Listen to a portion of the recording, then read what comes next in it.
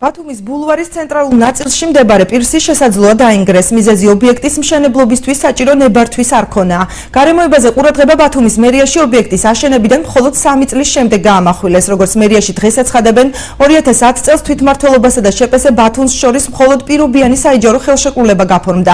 ინვესტორს მშენებლობის დასაწყებად ნებართვის ცნობა კი არ აუღია. პიერ ბათუმი რამდენიმე მაღაზიით, რესტორნით, ტურისტული ინფრასტრუქტურითა და 35 მეტრიანი ხიდით უკვე 3 წელია ფუნქციონირებს. თუმცა ბათუმის მერიის ზედამხედველობის სამსახურმა უკანონო მშენებლობა მხოლოდ 4 თვის წინ აღმოაჩინა. გოჩა ძნელაძე ამბობს, რომ რეაგირება მაშინ მოახდინეს, როდესაც კანონდარღვევის შესახებ გაიგეს, რატომ იყო წლების განმავლობაში ფაქტი უცნობი, შესაბამისი სამსახურებისთვის მუნიციპალიტეტში პასუხები არ აქვთ. პირსის ხელმძღვანელობა ადგილზე არ დაგვხვდა. კომპანია ბათუმის ქართველი წარმომადგენელი კი ყოველგვარ კომენტარზე უარს აცხადებს. თემის დეტალები მთავარ გამოშვებაში. ზედამხედველობის მონიტორინგის შედეგად აღმოაჩინა ჩვენ ეს მშენებლობა და დავიწყეთ საქმის წარმოება. ეს აღმოჩნდა 3 თვის წინ. ეს იყო დაახლოებით 4 თვის წინ, 4-5 თვის წინ.